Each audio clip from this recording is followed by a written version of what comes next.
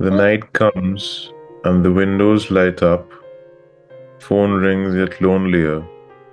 Faces don powder, rouge, and fancy garbs hung across shoulders, thighs, and hips parade the markets, the pubs, the diners, any place but home. The watchmaker sees it all, for a city so alive with ghosts, its streets are too goddamn bright. A young boy, barely 15, had set shop beside his cart, and all sorts of lights, yellow, green, red, and white, had lit up their unremarkable corner on the pavement. The boy with calves thinner than the watchmaker's wrists looked plainly at his curious eyes. The watchmaker basically is inspired by a real person, a real watchmaker that I see often uh, uh, while coming back from, you know, while coming back home to my apartment. He sets up shop just outside, out on the street, and probably doesn't know that he's inspired a story. But of course, it's not really an exact portrayal of him, so to speak. And in general, my idea was to represent the life of the city through his eyes, because as a watchmaker, as somebody who's, just walks and barrows his cart up and down the road every day, probably he's seen a lot more and, a different side of the city that I have. And, and Delhi can be interesting, but it can also be brutal, lonely, and terribly alien. So it was my idea to highlight that aspect of the city and also associate it with a general, um, a general narrative of a storyteller, because at the end of the day, he's a storyteller to begin with. The watchmaking business that he lives by is just to earn his bread and all of that. Mhm. So yeah, that was pretty much the inspiration behind it. Nice. I love that inspiration. And I think you can tell um how grounded the piece is. The city, the way you describe it, feels like a character in and of itself in this story. It's very alive and very present, even potentially overbearing at times. I feel like we get a sense with the city as a character in that way. Do you often focus on kind of place as this huge part of your stories, or is this something that's a little unique to this one? Well, and to be honest, it is a huge part of the story, and most of it comes from the fact that maybe it was here in Delhi that I started. I mean, when where I decided that I would pursue writing professionally. Um, I'm not from here. I'm not from Delhi. It's a city that's adopted me for now. Um, so yeah, I mean, I have this. The way I see the city is almost always with the eyes of a stranger, but that keeps on changing. Sometimes you associate with it, sometimes you do not.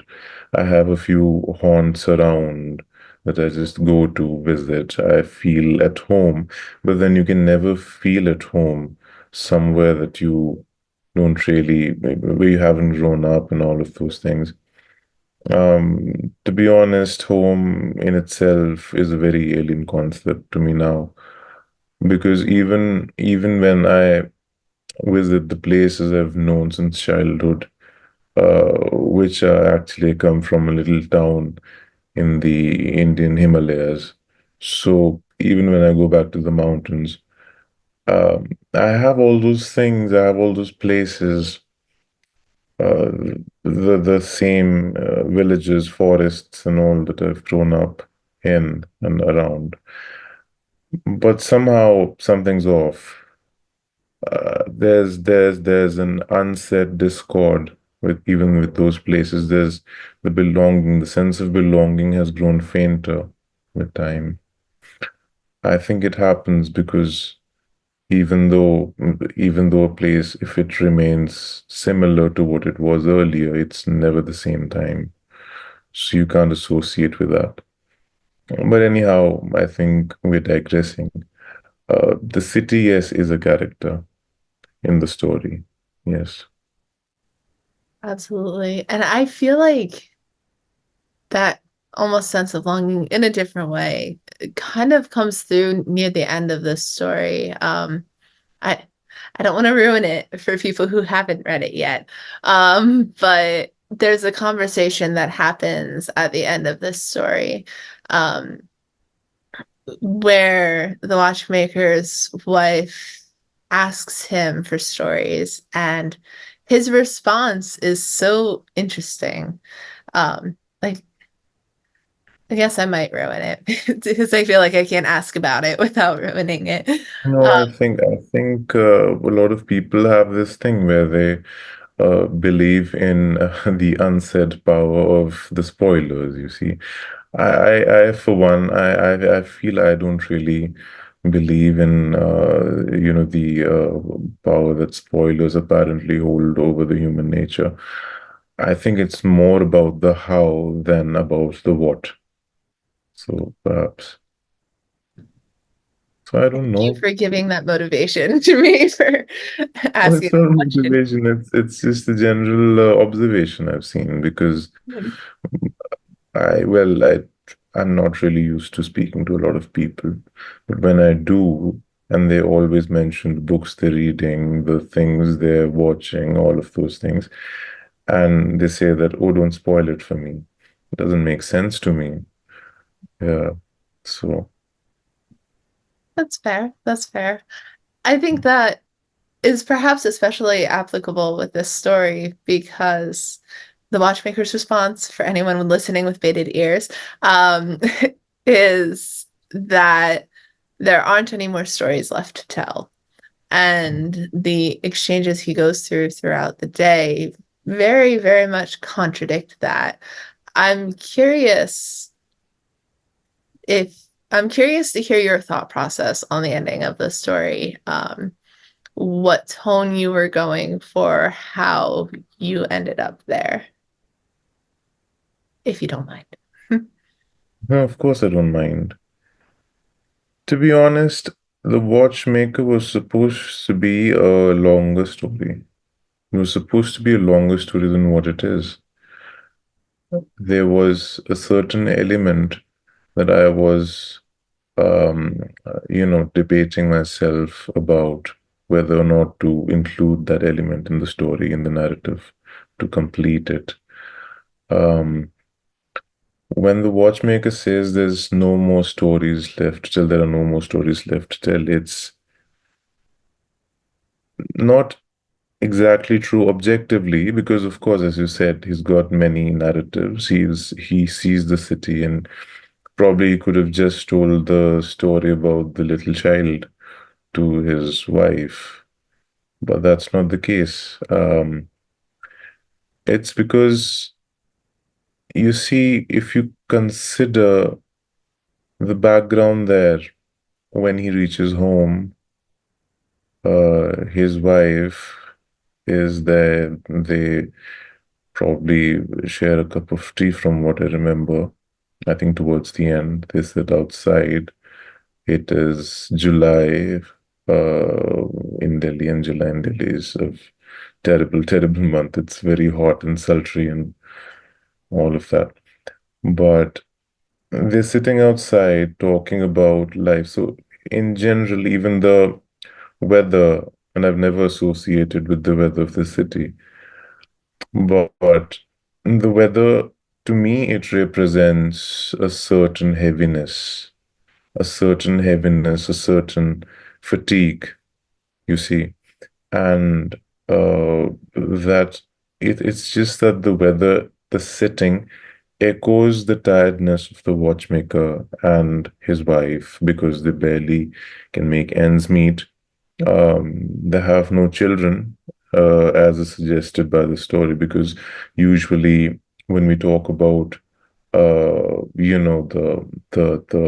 people from such socio-economic background in an Indian metropolis, you usually have the main city and people like the watchmaker who are not so well off to begin with. They probably live somewhere. Sometimes within the city, there are certain enclosures, certain ghettos, if I might say, where, people somehow just live in closed spaces, or, spaces which are not too developed, all of those things, not many amenities there. So in such a setting, if they would have had children, they would have been in the same house, you see, or something. But there's no mention of children, and this was one of the themes that was in my head that I was trying to that I was debating myself about. The idea basically, it's actually a much darker story in my head. Whatever I've written there, I've only scraped the surface, so to speak. So, one of the major inspirations that drove me to write this narrative, well, of course, it never got included in the main story, was the story of, you see, there's a story in Shahnama, the Book of Kings, from Persia. So there's this story about Rustam. Rustam is this great warrior who slays his own son. I mean, his estranged son. He doesn't know that, he's his son, and is it's a very unfortunate and sad story. Somehow, that idea of, killing your own children. I mean, it's a very weird narrative, but in my head, somehow I have this idea, what if these people, the watchmaker and the wife, had to kill their own children in order to survive? That was somewhere in my head. Um, Not out of spite, not out of any selfish reasons, just because sometimes life is far too hard to get by. You hear such stories. You hear such stories where, life becomes far too desperate for a family to live um, reasonably. So that was somewhere in my head, but that never got translated onto page. I mean, some things just it's hard to get them on paper. Honestly, my favorite line of the story is the very last line of the story. And I feel like it starts to scratch the surface of that darker meaning and the darker thought process that you're talking about. Not in a very direct way, I guess, but just the imagery of him looking at his hands and his fingertips are stained green from the lead acid. And just this idea that it's slowly eating away at him, this thing that he has to do and survive. Because maybe not literally, but just the idea of lead being a very toxic metal, the word acid, it invokes this idea of this is being very harmful to him. This is eating away at him. And we see that kind of in this interaction with his wife, where he's had all of these stories, but he can't find it in him to tell them to her. They don't seem like stories to him anymore, potentially, different ways of reading it. I feel like that imagery really captures some of the darkness that you're talking about, and that underlays what begins with a a fairly sweet interaction. I feel like sweet is the wrong word. But to jump earlier in the story, his first interaction with the little girl and her mother's watch, I believe she brings to him. Um, Yes. it's the way he deals with her is very sweet. He's like, "Oh, I'll fix this. It's not as much as you were going to pay me. Go buy chips." It's this very sweet interaction. And to go from that and just to have these encounters that increasingly get a little darker and to see how he's been beaten down by this position in life and his the place in the world that he's living in. Um, Well, I I don't think there's a mean, question. I just love it. it's a nice observation, but actually, another issue that I have with how people see things in general. I mean, of course, people see things differently. Everyone sees things differently. But the general idea that I get is that you see, if something, people classify things, as you said, it starts off in a very, the interaction is very sweet, and then the shade, the tone of the story gets darker. I don't think I don't think there's anything such as darkness that exists, or anything such as sweetness that exists. I feel everything exists simultaneously. The tone, of course, because you're reading a story, the tone can shift, yes. But when you walk out into the world. I mean, I say walk out into the world because mostly I stay holed up in my apartment or, in places I'm familiar with. But when you go out into the world and see people and talk to them, and maybe even not even talk to them, just watch them, observe them, you see all these different notes and all these different harmonies uh, kind of coexisting. So something can be sweet and innocent, and at the same time can be horribly overbearing. I don't think we can isolate these shades. We just can't. It's just that we choose to see one or the other at a time because it would be far too much for the brain to endure and for the heart to endure. But Uh, I think it would be incorrect to say that anything gets darker. All of us have that element within us. We sometimes choose to be uh, blind to ourselves. We sometimes choose to be blind to suffering, or sometimes we have the privilege to do that. A lot of people don't have that privilege. A lot of people must go through all the darkness, all those hardships, and most of them have to do it while raising kids, while living their lives, because not everybody, in the most practical sense, not everybody can afford to break down. When you do, you do, you can't help it. But there's this silent demeanor that you need to put on, this mask that you need to put on most of the times, only to you know survive the day. You see, it's not an easy life. It gets desperate, but still you need to live. And within that process, all of these things, they are still there. Innocence is still there. Sweetness is still there. Uh, Everything works together. Nothing works in isolation. So even when the watchmaker interacts with the child, there is a sweetness there. There is innocence there because the child is innocent. The watchmaker also talks to her in a very, um, so to speak, as if, in a very fatherly fashion, for the lack of a better word. But the girl has lost her mother, and the watch is a symbol because she wants to hold on to the memories of her mother. The watch has stopped ticking. It's not working anymore.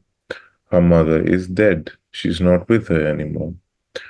So it's a symbolic link between the two of something that the girl has lost. And even then, when she gets the watch fixed, um, she expects something of a grand revelation, or maybe something that makes her feel better about the entire situation that she's in. But it turns out to be a horrible anticlimax for her because nothing changes. Nothing changes. Even though the watch starts ticking again, nothing changes. Her mother's still dead. She's there, I don't know, and has no other option to go back to her house where she'll still be greeted by the absence of her mother, the grief. So, innocence exists with grief all the time. Mm, absolutely. And that is a very poignant emotion that goes through that story as well. I think it does come through. And it comes through in the imagery of the watch as well, because she's holding on to this so tightly that it cracks. The crystal itself cracks. It very much feels like, to me at least, that it represents her desperation to hold on to these memories, to hold on to her mother. And the watchmaker, as you said, can start the watch, but he can't fix that crack. He can't bring her back, like you were saying. Um, absolutely.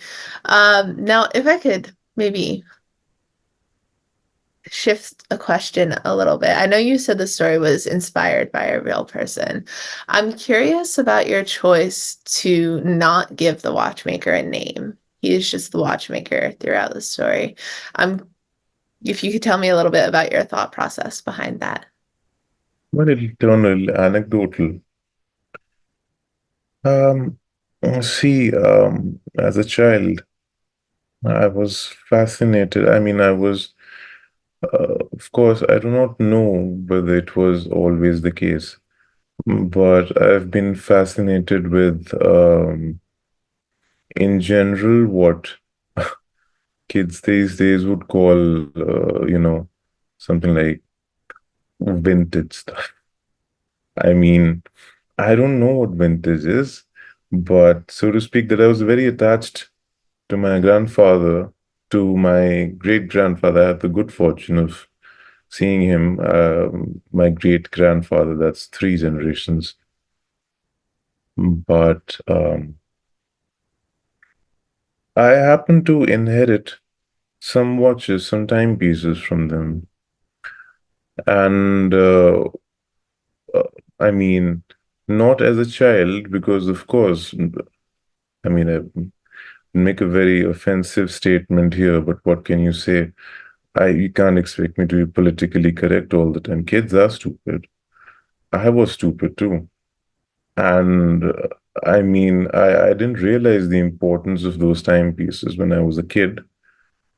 But lately, I mean, when I got a little smarter, I think I got very attached to the things that I inherited from my grandfather, from my great grandfather, and I, I mean, the watches that I inherited.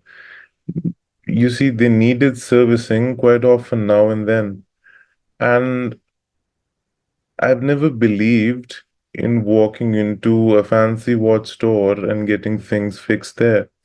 I've always been the kind of person who's preferred walking along the roadside, walking along the street, and finding these people who just have a little, what do you call it, a cart or a shack or something. And these people are great masters, let me tell you that. So I've known a few of them, and it would be it would be not really proper if I had attributed one particular name to the watchmaker. Because although I said that he is the watchmaker in the story is based on a real person who just sets shop near my apartment, the character itself is an amalgamation of many of those people. So, very interesting people, and they've got stories from all over the place, all over the place. Really, really, really enriching experience. You see, to go to these street side vendors, to go to these street side shops and get things done. But anyway, yes, that's one of the reasons why I never gave him the name, because one, that he's an amalgamation of many people that I've known, and two, because the watchmaker had to be a nameless entity. He had to be somebody who is dictated by his profession, which is, you see, reviving timepieces, which is, so to speak, mm, helping others with watches that wouldn't just tick on, and also with the as you said, the imagery of the acid staining his fingers green. All of this, the imagery that follows, is very closely linked to his profession. So that's why the watchmaker cannot have a name. If I give him a name, he has to be a lot more than just a watchmaker, a lot more than just a storyteller. So I think that's the reason I didn't give him a name. Also, I'm terrible with names. I'm terrible with names. Most of my stories, whatever I write, I have a horrible time naming characters. So I just go with initials, perhaps. Yeah, so Makes sense, makes sense. I understand about being bad with names. I have a weird quirk where I refuse to repeat names. So I have a chart of every single character name I've ever used, and I will not repeat them. And no one would ever notice, but I would know, and it would ruin it. Um, it's terrible. Naming people is terrible because as soon as you name a character, that that person becomes real. And then it's a very funny thing. You start getting conscious and apprehensive of the person. It's very strange. I, for one, I cannot associate with my own name. So it's only seldom. Whenever I read anything that has my name in it, it startles me a bit. I've learned to cope with it better. But still, I think names make things difficult, I feel. yeah, I can see that. I agree. I think what you were saying about if you give him a name, he becomes more than just the watchmaker. I feel like we get a sense of that throughout these interactions because during the course of the story, when he is the watchmaker removed from his home setting, like of like his house and his wife, um, he is very much of blank canvas is perhaps not the right phrase, but that's what's in my head right now. For the people around him, for the interactions he's having, he's this filter might be better. Um, that we can see through his eyes, but not so much with his ego coloring them, I think is what I'm trying to say. And then once we get to his house, we see where he lives. We learn his wife's name. I believe she might be the only named character in the story, um, if I remember right. And he becomes very solid at that point. We get a glimpse into his life, who he is outside of the watchmaking. And it definitely does change the tone of the story a little bit. It shifts it, perhaps, rather than changing it. Um, and I think having him be nameless and having him be the watchmaker is part of the reason why all of those interactions really shine through and come across in as emotionally is that the right word?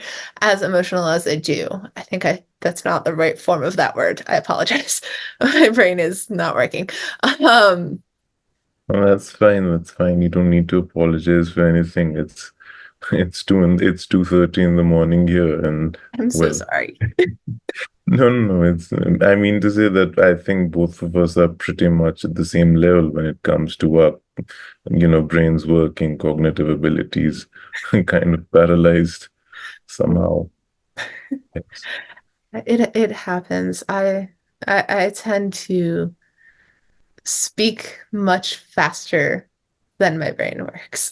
So sometimes I'll start talking and be like, I had a point. Where was it going? And then pick it back up. It's fine. Well, it's cool. Yeah. Um, if I could pull back from the story a little bit, um, you said, I believe, that when you moved to Delhi was when you really decided to pursue writing professionally. I'm curious, what inspired you to start writing in general and to make that shift to focus on professional writing? Oh, well,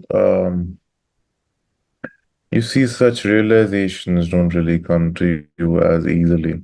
Um, it was an entire career shift for me, to be honest. Uh, but I won't really go into that since those stories have been talked about far too often. How somebody was trained to be something else, got educated to be something else, but then there was a natural calling. And there are many stories. I don't really want to, indulge in platitudes. But, well, I wouldn't say that I was never interested or it is something that is new to me writing. I grew up uh, in a large family. Uh, in India, I think you must be familiar. There's a concept of a joint family where you have many generations living in the same house or, in and around the same properties and all of those things. So I wouldn't say that growing up I was untouched by the idea of stories and about the dynamic between people, even if they were the people of my own family, from my own family. Um, so yes, to be honest, I remember start that I started writing consciously. I say this consciously because I was always writing, but when I started writing consciously was sometime when I was 12 or 13, I think. And I started writing poetry.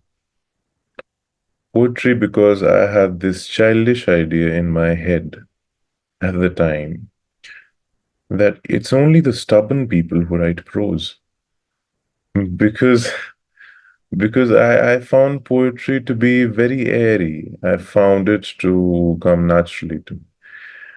I had this liberty where I did not need to specify everything in crude detail.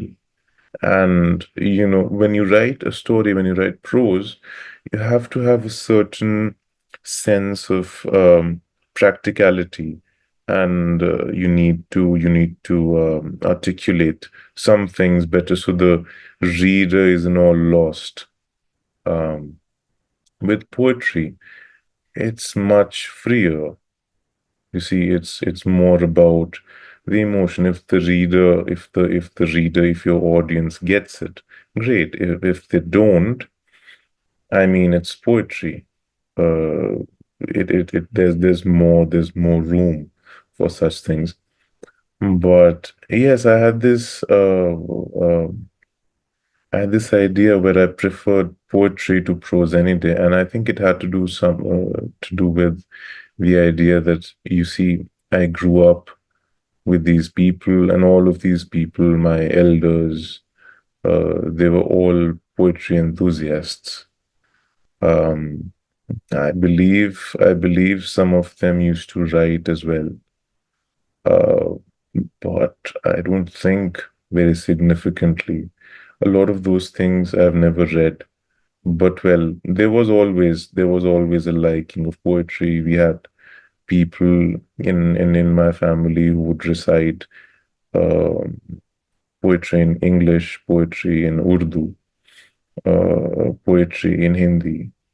Because India, you see, is a multilingual country, many languages. Uh, then there was also, because as I said, I come from the Himalayas, we also have a local dialect.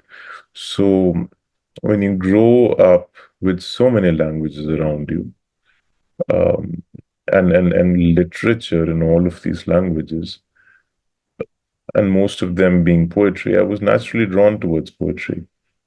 But later, what happened was that coming to the professional thing, when I decided to write professionally, there's this, I mean, it's not there anymore. There used to be a cafe in Delhi's Khan Market. Uh, it was a lovely little cozy spot called Cafe Turtle.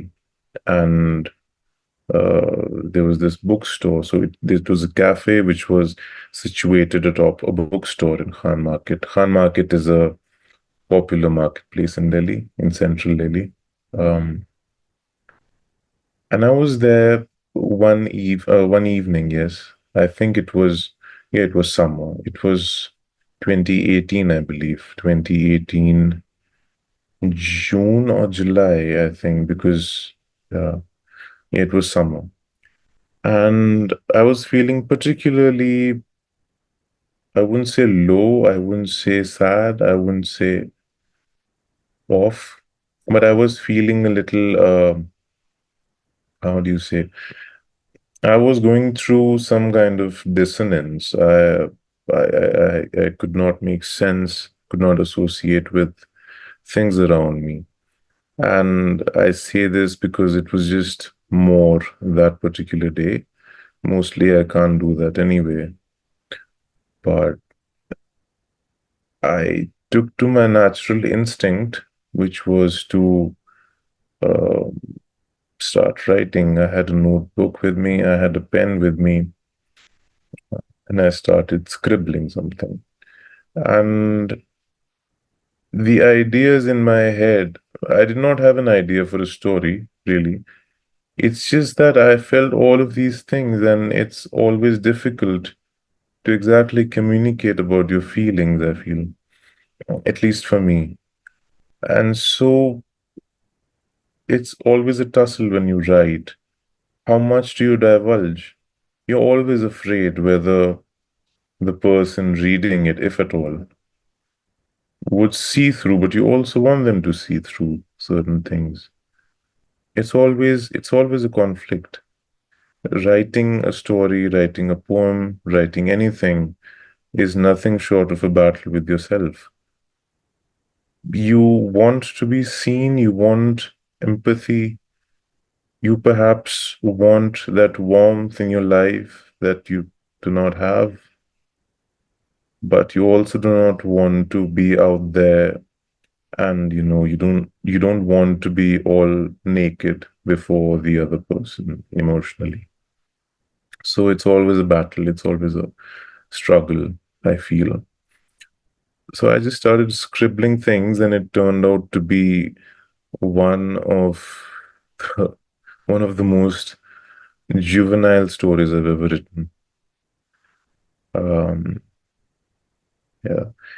So, but yeah, that's how I started writing, and professionally, because I found that this was the only thing I was good at, or not. I wouldn't say good at. I mean, decent at, because everything else around me was going in shambles. Everything was in shambles, and this was the only thing that I could do half decently.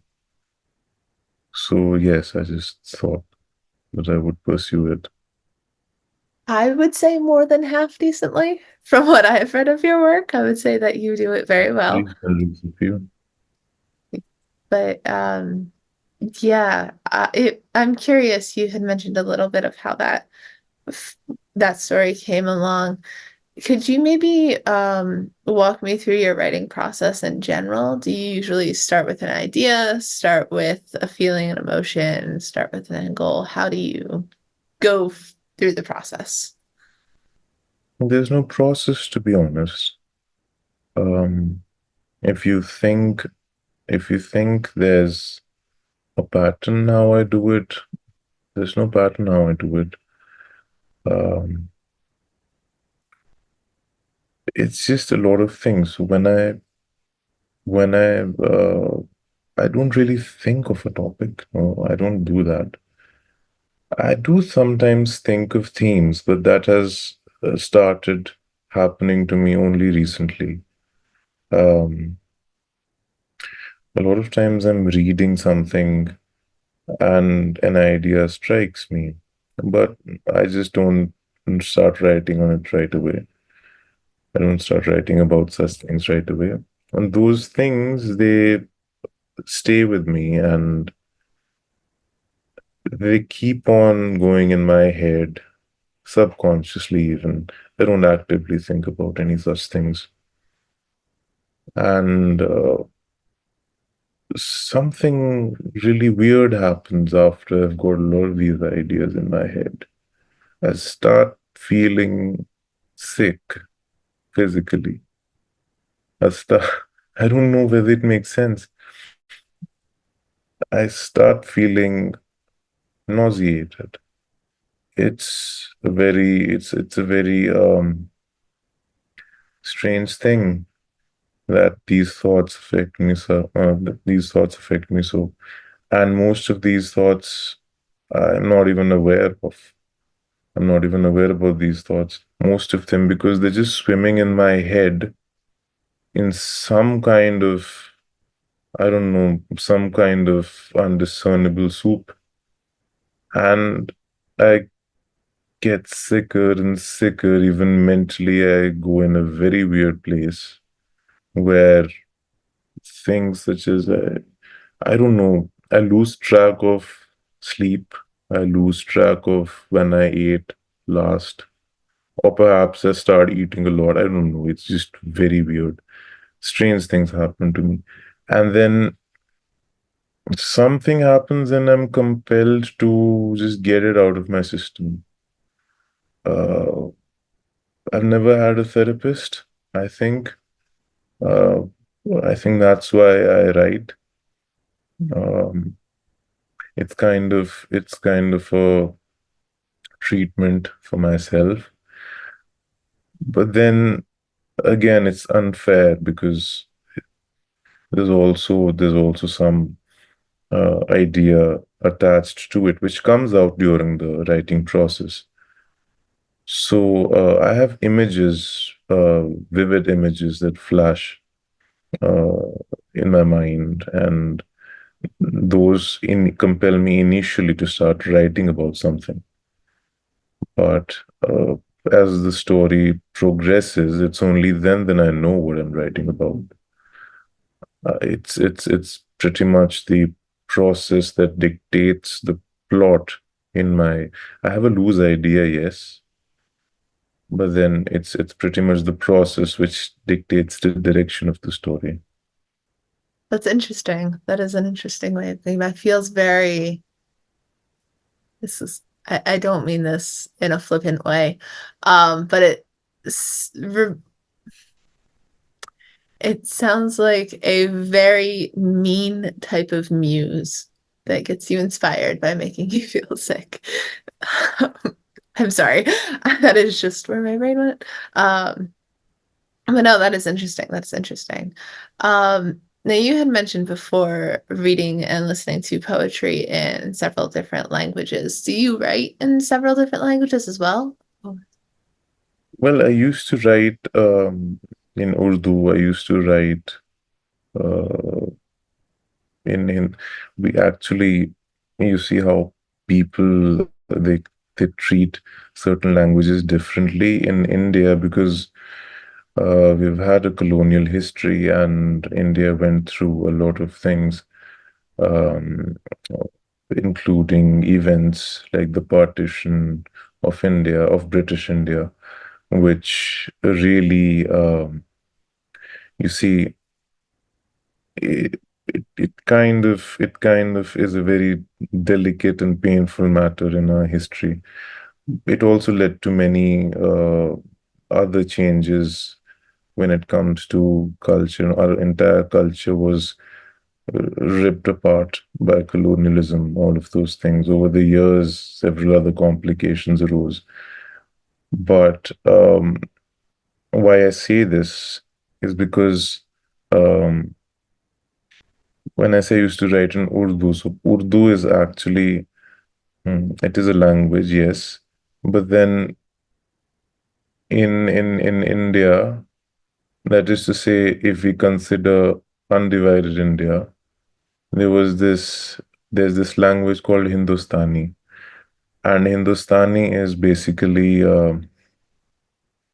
it's Hindi Urdu, and these two languages are related very closely to each other. I say this because they follow very similar grammatical patterns. Many words, they are interchangeable and very similar. There's a shared culture, all of these things. So when I say that I wrote in Urdu, I was actually writing in Hindustani, so to speak. Um, and I do not do it anymore. I mean, I used to, I still sometimes perhaps, but lately I haven't been doing it as often. Um, my grandfather, in that regard, was this man who, so now in India, our schools, we are taught Hindi as one of our national languages. That's because India has a bunch of languages that are, there's no national language. It's a lot of languages that are recognized, um, all of that. So, my grandfather did not know Hindi because he was schooled in colonial India. And back in the day, Urdu was in much more use here. So he did not know the script, and even his vocabulary with the modern day, how it is more, uh, how do I put it? So the vocabulary, the Hindi vocabulary has grown or, shifted more towards a certain way. And he wasn't familiar with all of those words and all of those expressions. And I mean, he would have some of his whatever letters, documents, whatever he had, he would ask me to read them, and he would transcript them by hand. So that's why I've been very familiar with this entire idea of, the I was always very close to the Urdu language because of it. Because he knew Urdu, he did not know Hindi. Although, yeah. I mean, it's a lot more complicated, the entire dynamic, and I probably can't elaborate on it here. But still, I mean, that's how I got close to reading and writing in Urdu. We used to listen to, are you familiar with something called ghazal and nazms? So ghazal and nazms are poetry formats when you talk about I would still say the Hindustani language, but Urdu, of course, yes. Um, there are many writers that I read as a child, and more than that, there are many writers that I heard about and those who were recited to me as a child, and they include, some of the legends that we talk about these days. We talk about Mirza Ghalib, we talk about Allama Iqbal, we talk about, I mean, Faiz Ahmed Faraz, many of these, Firaq Gorakhpuri, all of these writers, perhaps the Indian Pakistani writers, all the Desi writers, so to speak, they've influenced me a lot. Their verses have influenced me a lot. Uh, and then about English, it's basically because I think As a child, I don't know, I fancied the lake poets a lot as a child, but then I think I grew out of it, as is only natural. Um, I think that's just the normal course of how things are. You sometimes you just grow out of things. Not entirely, though. The ideas of beauty in nature and all of those other themes, they still affect me, yes. But still, there's a lot more in the world, I feel. Not saying that they're not really relevant. They're of course relevant even now, but still, I mean, yeah. I just don't know where to take this from here. It's all good, no worries.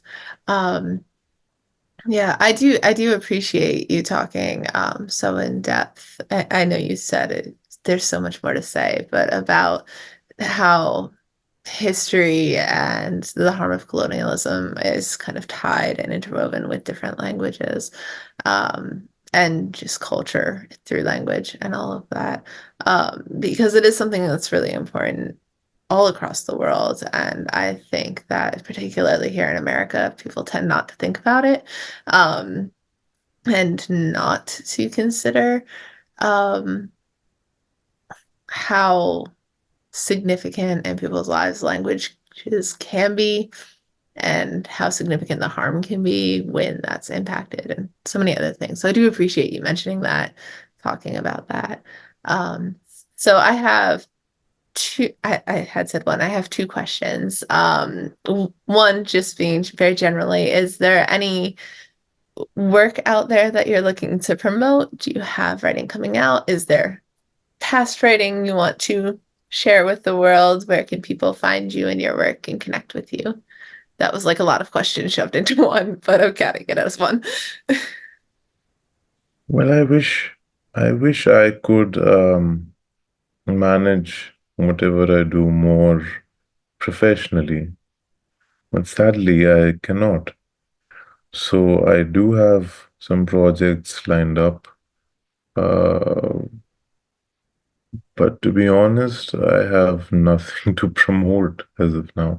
That's because I'm terrible when it comes to these things. There's only one thing that I know how to do, and that's to get things on paper. That's all. Uh, it's really costed me quite a few times, but well, I'm really bad at marketing things. I'm really bad at, spreading the word, so to speak, or asking people to, how these. Okay, I say this with not entirely pleasant feeling, but I just cannot do the things that people on social media do these days, which is to uh, ask their audience to stay tuned and, wait for the next big thing, or all of these things. Great if it works for them, but I'm somebody who cannot do these things. Uh, I have tried, I wouldn't lie. I have tried gathering an audience when I was, what do you say, when I was suggested so by some of my friends, some of the people I know.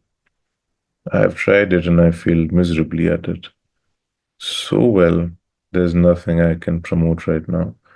But yes, as far as my future projects are concerned, I am working on a manuscript currently, which probably I see has the potential of turning into a full-length novel. Um, I started it, well, what is it, June? I started it in April, I think. April, so it's been just a couple of months.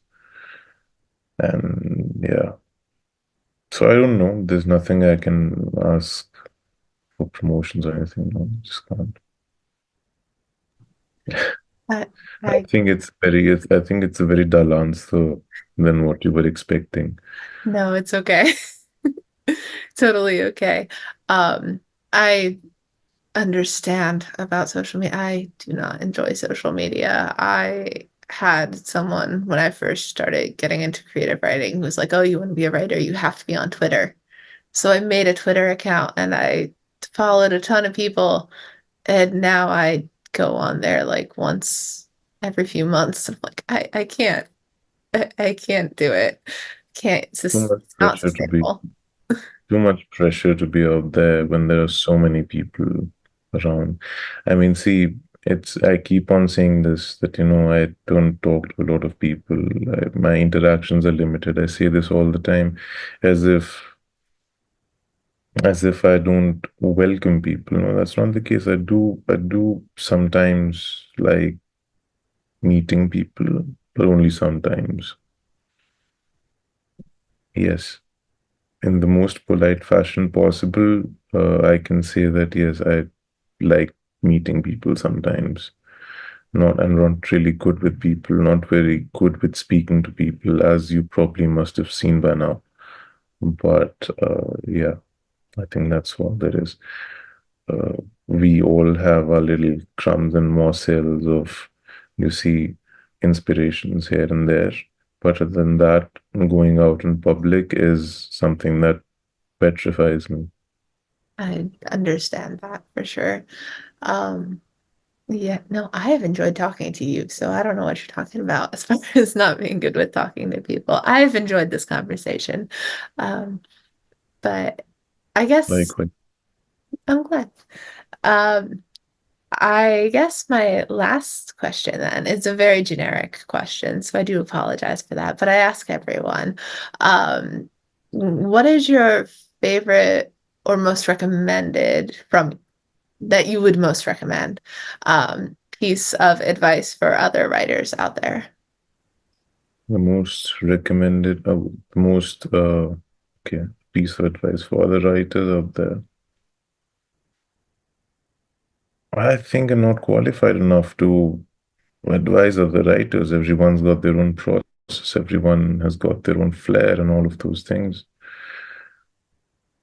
I would just say, I mean, it's not even advice. It's the most weird advice anybody can give you, or the most generic advice anyone can give you.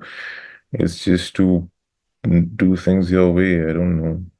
I don't know what else to say because you see how people just look up to these uh, ideals and these other things that people idolize, other people in their fields, writers and artists that people look up to.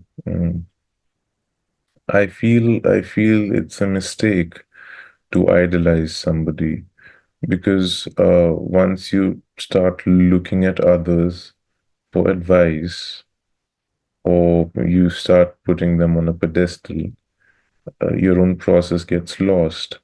And of course, I'm not saying that anyone would idolize me, no.